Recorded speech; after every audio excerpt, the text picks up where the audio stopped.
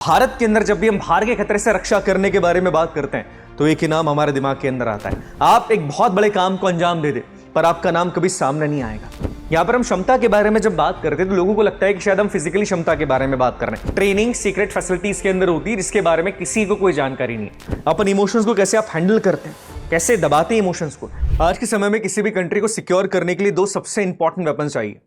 Number 1 is information and number 2 is secrecy. और इन दोनों के सहारे आप किसी भी देश की रक्षा कर सकते हैं, आंतरिक खतरे से भी और बाहर के खतरे से भी। और भारत के अंदर जब भी हम बाहर के खतरे से रक्षा करने के बारे में बात करते हैं तो एक ही नाम हमारे दिमाग के अंदर आता है। वो नाम है रिसर्च एनालिसिस विंग। जय everyone, I am Prathamesh Ranjani और मैं आप सभी का डिफेंस वाला के समझिंग प्लेटफॉर्म के ऊपर बहुत बहुत स्वागत करता हूं। देखिए, जब भी हम RNAW के बारे में बात करते हैं तो बहुत सारे सवाल एस्पिरेंट्स के माइंड के अंदर घूमते हैं। कैसे इसे ज्वाइन किया जा सकता है, इसे ज्वाइन करने का क्या तरीका है, क्या रॉ को ज्वाइन करने का कोई एग्जामिनेशन होता है। आज हम इसी बारे में बात करने वाले। बड़ी चीज याद रखिएगा कि जब भी आप रिसर्च एनालिसिस विंग के बारे में बात करते हैं तो ये केवल एक जॉब नहीं, एक जिम्मेदारी है।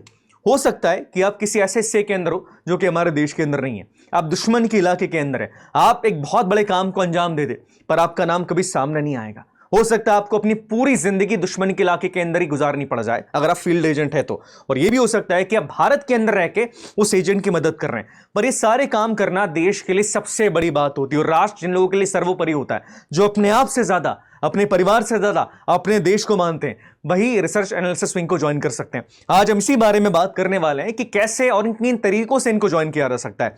बट एक बात मैं आपको बता दूं, इस बात को याद रखिएगा कि RNAW कोई भी डायरेक्ट एग्जाम नहीं लेता है। ये काम करते हैं इनविटेशन बेस्ड ओनली एग्जाम्स के आधार पे। एग्जाम्पल की बात की जाए, ये आपको चुनते हैं, आप इनको नहीं चुन सकते। तो चलिए बात करते हैं कि कैसे आप ज्वाइन कर सकते हैं रिसर्च एंड एनालिसिस विंग को। देखिए, इसकी शुरुआत होती कैसे।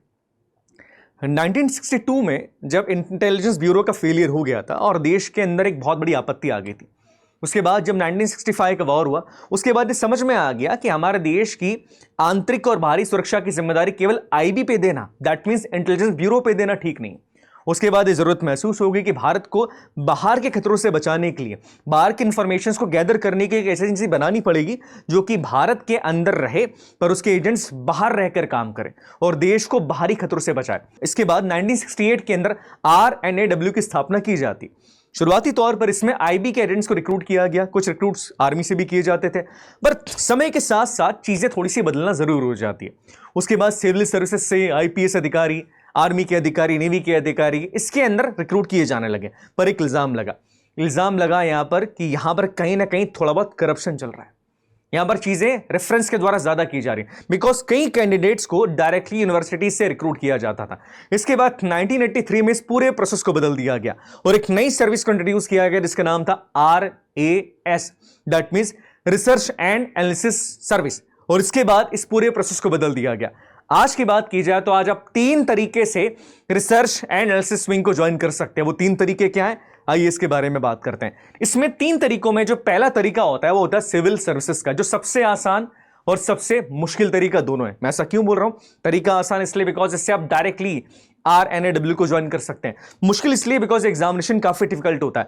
जब आप UPSC एग्जाम क्लियर करके, सिविल सर्विसेज का एग्जाम क्लियर करके जब आप लबासना के अंदर अपनी ट्रेनिंग करते हैं फाउंडेशन की, 1 साल की फाउंडेशन ट्रेनिंग के बाद आपको मौका दिया जाता है, आपको रिक्रूट किया जाता है, आपको छांटा जाता है कि आप RNAW को ज्वाइन कर सकते हैं। याद रखिएगा, ये आपके ऊपर नहीं होता है, आपको रिक्रूट किया जाएगा। उसके बाद आपका एक टेस्ट लिया जाएगा, साइकोलॉजिकल टेस्ट, एप्टीट्यूड टेस्ट, और उसके बाद 1 साल के लिए आपको RNAW के अंदर रिक्रूट किया जाता है। उसके बाद ये आपकी मर्जी होती है कि आप आगे कंटिन्यू करना चाहते हैं या आप वापस से अपनी पेरेंट सर्विस के अंदर जाना चाहते हैं। पर ये सबसे बढ़िया और सबसे आसान तरीका माना जाता है क्योंकि आप एग्जाम क्लियर करते हैं, आप अपनी 1 साल की फाउंडेशन ट्रेनिंग को कंप्लीट करते हैं और उसके बाद अगर आपके अंदर वो क्षमता है, लगता है कि आप वहां पर ज्वाइन कर सकते हैं, आपके लिए राष्ट्र सर्वोपरि है, तो आपको डायरेक्टली मौका दिया जाता है RNAW ज्वाइन करने का। उसके बाद आपकी ट्रेनिंग कंप्लीट करवाई जाती है और आपको RS कैडर के अंदर रिक्रूट कर लिया जाता है।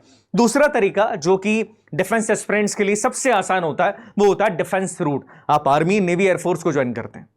इनको ज्वाइन करने के बाद अगर आपके अंदर कोई बात है, आपके अंदर वो क्षमता है, या आप मिलिट्री इंटेलिजेंसी को ज्वाइन कर लेते हैं, तो आपको मौका दिया जाता है कि आप रॉ के किसी ऑपरेशन के अंदर जाकर उनकी सहायता करते हैं।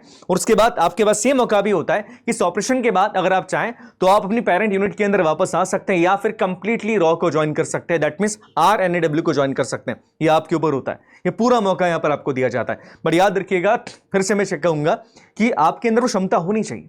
यहां पर हम क्षमता के बारे में जब बात करते हैं तो लोगों को लगता है कि शायद हम फिजिकली क्षमता के बारे में बात कर रहे हैं, पर यहां पर आपकी मेंटल क्षमता ज्यादा मापी जाती है।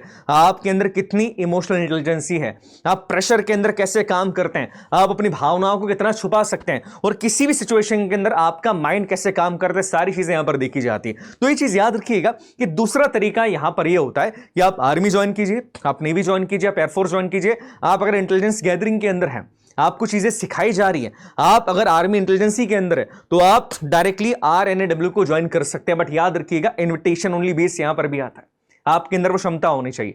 तीसरा तरीका ये होता है आपकी एक तरीके से डायरेक्ट एंट्री का, जिसे लेटरल एंट्री कहा जाता है। आप सब जानते हैं कि आजकल पूरा जमाना डिजिटल वॉरफेयर का है, और जब हम देश की बाहरी सुरक्षा के बारे में बात करते हैं, जब हम इंफॉर्मेशन गैदरिंग के बारे में बात करते हैं, तो यहां पर टेक्नोलॉजी सबसे बड़ा रोल प्ले करती है। अगर आपको टेक्निकल नॉलेज अच्छा खासा है, आपको AI की बहुत बढ़िया जानकारी है, आप साइबर सिक्योरिटी के बारे में बहुत कुछ जानते हैं, तो आपको डायरेक्टली यूनिवर्सिटी से रिक्रूट किया जाता है। ऐसे यंग माइंड जिनके पास वो टैलेंट है जो कि देश की रक्षा के काम आ सकता है, जो इंफॉर्मेशन गैदर करने के काम आ सकता है, तो यहां पर आपको डायरेक्टली रिक्रूट किया जाता है। पर यह तरीका थोड़ा मुश्किल होता है, बिकॉज किसी को नहीं पता किसे रिक्रूट किया जाएगा, कैसे किया जाएगा। तो ये 3 तरीकों से आप हमारे देश में RNAW को ज्वाइन कर सकते हैं। और ये चीज मैं पहले भी कह चुका हूं, कोई डायरेक्ट यहां पर रिक्वायर्ड नहीं होता है, मतलब कोई एग्जाम यहां पर डायरेक्टली नहीं ली जाती।